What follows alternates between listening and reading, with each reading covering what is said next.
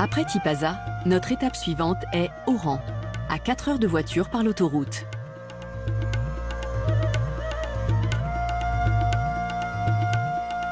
Surnommée La Radieuse, Oran est la deuxième plus grande ville d'Algérie et le point le plus proche de l'Europe. Elle a toujours été un port très actif et il y a encore des traversées régulières vers Casablanca ou Marseille. Au XIXe siècle, plusieurs centaines de milliers de Français se sont installés sur place, fuyant la misère en métropole. Les descendants de ces immigrés venus d'Europe ont été surnommés Pieds Noirs.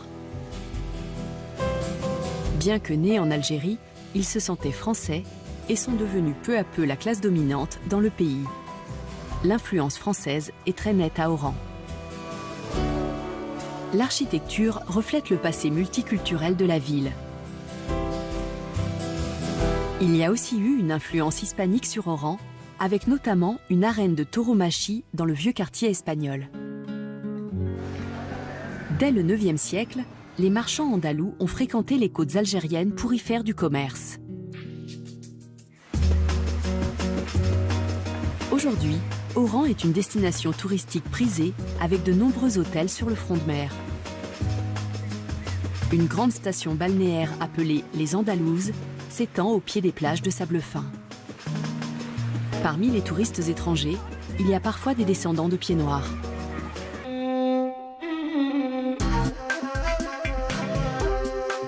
Pour découvrir Oran, la meilleure solution est de faire appel à un habitant, comme Zaki Soufi, guide professionnel. Salam alaikum, bonjour tout le monde, je m'appelle Zaki, j'ai 28 ans, je travaille dans la publicité et j'habite à Oran. Ici, vous êtes chez moi. Je me lève tous les matins en regardant la montagne Marjajou et tout le centre-ville. La mer. Aujourd'hui, je vais vous montrer mon Oran. Let's go. Quelle belle journée. De toute façon, à Oran, il fait toujours beau.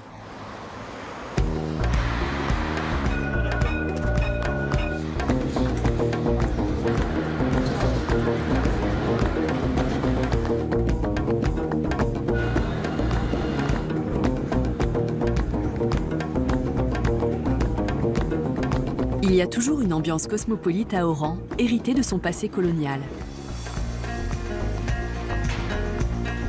Les colons espagnols et français ont laissé leur empreinte dans le paysage urbain.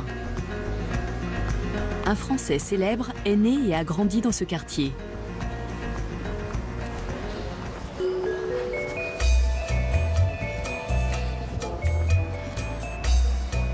Vous connaissez cette maison? Non? Allez plutôt par là, vous aurez une meilleure vue. Et là, vous l'avez reconnu? Toujours pas. Et pourtant, l'un des plus grands créateurs de mode est né ici. Vous connaissez Yves Saint Laurent? Eh oui, Yves Saint Laurent était oranais.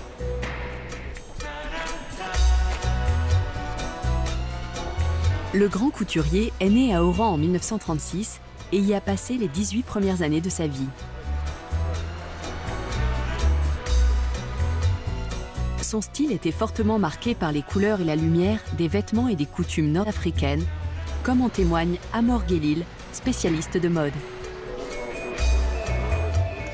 L'Algérie, déjà, est un pays qui possède une culture vestimentaire extraordinaire, un savoir-faire magnifique.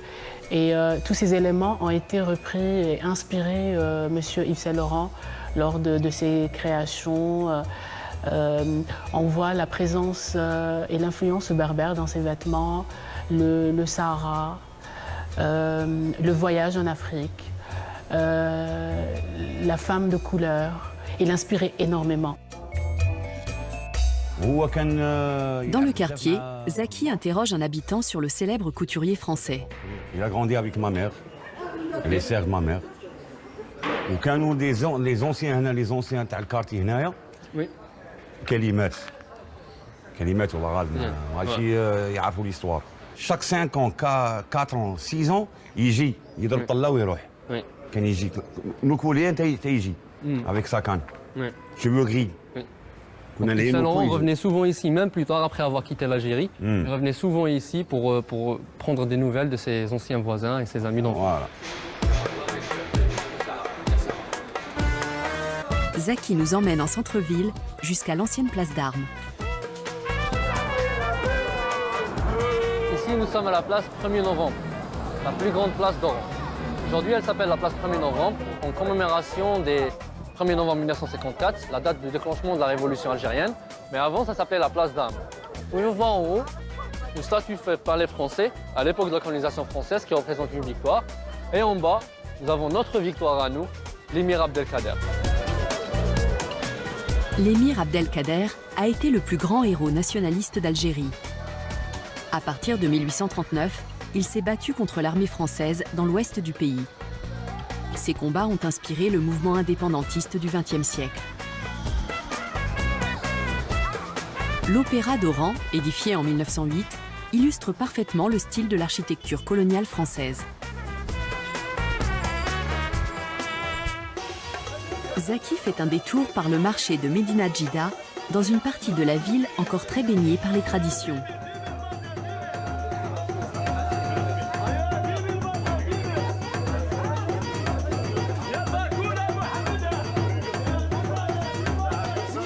عليكم. هذا مطلع لخليك. شو نعطيك؟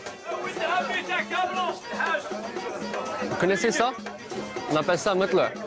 C'est un pain typiquement algérien et très connu dans l'Ouest. C'est très chaud, tellement bon.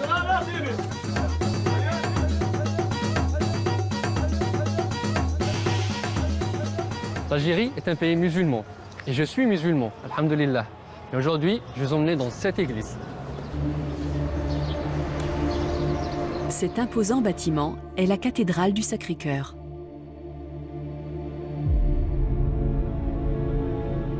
Achevée en 1913 dans un style romano-byzantin, elle a été un bâtiment religieux jusqu'en 1984, date à laquelle elle a changé d'affectation.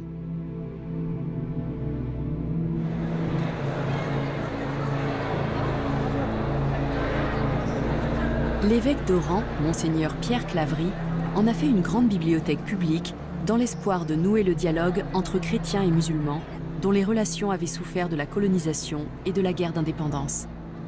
L'homme d'église a été assassiné en 1996. Il fait partie des 19 martyrs d'Algérie.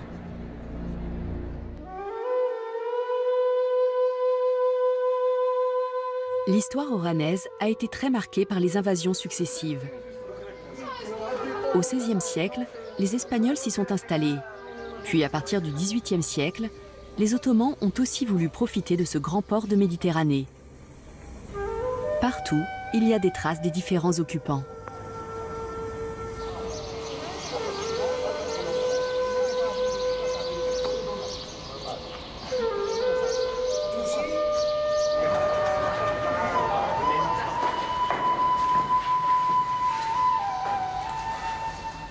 On est dans les bains turcs, dans le quartier de Sidi El Houari.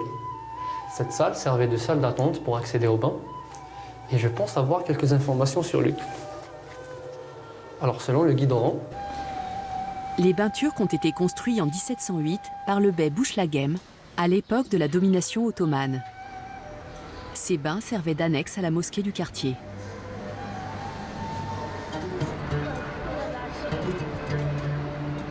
Le palais ottoman de la rue Meftakouider témoigne des fastes de l'époque, même s'il a besoin d'être restauré. nous sommes dans le palais du bey. Cet espace est le symbole de la période ottomane à Oran. Ce palais magnifique a été construit à partir de 1826 à la demande du gouverneur ottoman Mohamed el-Kébir. Le gouverneur portait le titre de bey et aujourd'hui, l'édifice est appelé Palais du Bey. Le palais est justement construit au-dessus de la forteresse espagnole Ros el Khazar, sur une colline qui domine toute la ville. Et il a 3 compartiments. Diwan, le harem et le pavillon de la favorite. Pour cet espace, il y a 2 histoires. La première histoire parle de Mohamed el-Bey Kébir, le bey d'Oran, qui était un soufi et qui utilisait cette salle comme un espace de prière et de méditation et d'isolement. La deuxième histoire parle du pavillon de la favorite, c'est-à-dire parmi toutes les femmes du bey Mohamed el-Kébir, sa favorite habitait dans cette chambre.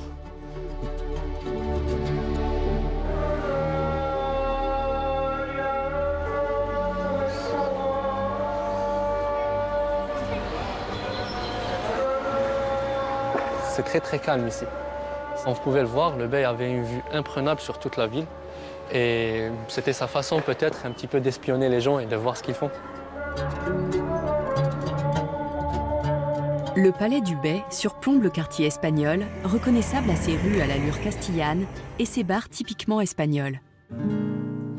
Les premiers immigrés espagnols étaient des marchands andalous.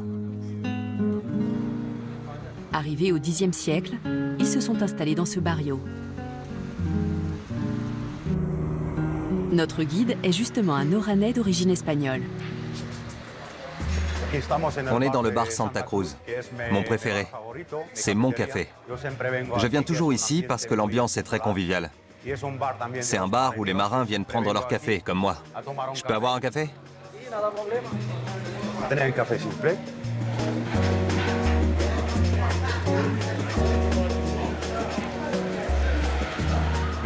Je m'appelle Rachid Meadji. Je suis né ici, dans ce quartier. C'est la partie espagnole de la ville d'Oran. Je parle espagnol. C'est normal pour moi, c'est ma deuxième langue. Je parle espagnol et arabe. On est tous algériens. Mais ici, la culture est espagnole. C'est un mélange. Un métissage entre l'Afrique du Nord et la côte espagnole. Les Espagnols arrivés au milieu du XIXe siècle étaient souvent des ouvriers agricoles qui avaient perdu leur travail sur leur terre natale à cause de la mécanisation de la révolution industrielle. Guy Bonifacio est un descendant de ces pieds noirs espagnols. Ses grands-parents se sont installés à Oran dans les années 1860 et sa famille y est toujours. Mon grand-père était musicien. Il jouait du violon. Et il jouait dans des fêtes. Musicien professionnel de violon. Ma mère pianiste, elle jouait dans le cinéma muet. Les Espagnols assuraient la main-d'œuvre. Ils étaient cordonniers, fabriquaient des chaussures, les espadrilles, les savonneries. Le travail de la calère, c'est le four à chaud, les travaux de maçonnerie. Ils étaient en tous ces petits métiers. Mon père était tourneur sur métaux. Il est très peu allé à l'école. Mais il avait un métier qu'il avait appris en école, c'est même pour fabriquer à partir de métaux, il fabriquait des pièces de voitures, de motos. Il y avait une adresse, ils étaient pêcheurs. Le port, c'était espagnol. À Oran, les nouveaux arrivants ont retrouvé une ambiance proche de celle qu'ils avaient quittée. Maravillas Puertas s'est installée dans la ville parce qu'elle lui rappelle son pays. Je m'appelle Maravillas, je suis professeure d'espagnol. Nous sommes sur l'une des places de Sidi El Ouari, une petite place. Il y en a beaucoup comme ça dans le quartier, toutes petites. On est près de la place de la Perle. Il y avait un quartier avec des bains publics, mais ils ont fermé. Les Espagnols exilés ont retrouvé une vie qui ressemblait à celle qu'ils avaient en Espagne. Avec des petites places pour se retrouver, prendre le frais le soir, discuter. Il y avait toujours beaucoup d'animation, avec des enfants, des gens, un marché. À l'époque française, les Algériens étaient tout en bas de l'échelle sociale. Ensuite, il y avait les Espagnols et en haut, les Français. C'est pour ça que les Espagnols vivaient dans ce quartier modeste, où les bâtiments ne sont pas du tout luxueux. Ce sont des immeubles populaires. Ils sont en moins bon état que ceux du quartier français. Le fils adoptif le plus célèbre de l'Algérie est sans doute l'écrivain Albert Camus. Né d'une mère espagnole et d'un père français, il a grandi à Alger. L'Algérie et la colonisation ont beaucoup nourri son œuvre et son engagement politique.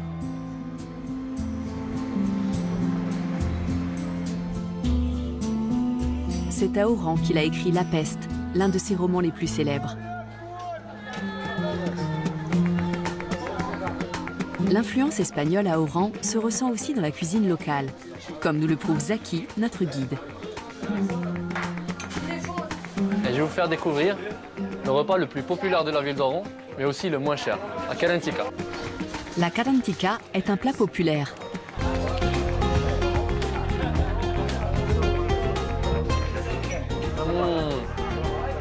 Toujours aussi bon, c'est parfait. La kalantika, en fait, est un plat espagnol, à la base. La légende dit qu'il a été inventé dans le fort de Santa Cruz, à l'époque espagnole. Donc il y avait les militaires espagnols, il y avait une pénurie de repas. Le cuisinier du fort n'avait que du pois chiche. Donc il a inventé ce repas à base de pois chiche. Et il a fait attendre les gens les militaires pendant des heures et des heures et des heures. Et la légende dit que plus les militaires s'impatientaient pour manger, et plus il leur disait qu'il faut attendre parce qu'ils se mangent chaud. Donc il disait caliente, caliente. Et le nom, à la base, c'est caliente, qui est devenu kalantika à Oran.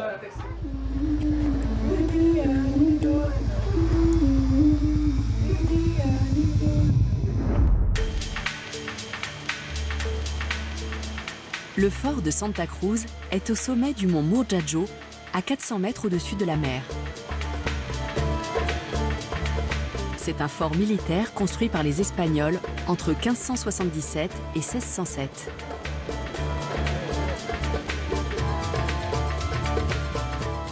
Il y en a tout autour du château. Radia Bourbia est architecte conservatrice du patrimoine. Un vieux dicton dit qu'avec Oran, les Espagnols ont échangé des montagnes d'or contre des montagnes de cailloux. Ils voulaient absolument s'emparer de la ville et ils ont bâti tout un système de fortification, comme ce fort qui est en forme d'étoile. Oui, je vois. Il y a des angles pointus pour ne pas être touché par les tirs de canon. Et ce château surplombe d'autres châteaux. D'accord.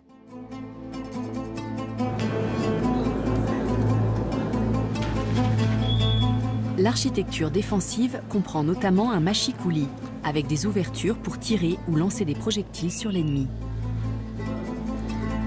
Des tunnels relient le fort à d'autres du même type en ville.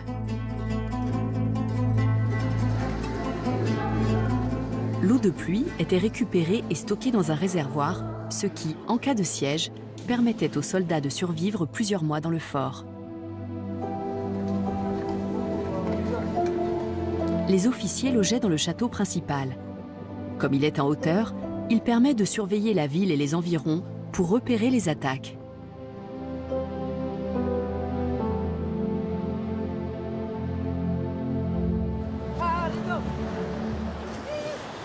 Le soleil se couche, c'est déjà la fin de notre journée.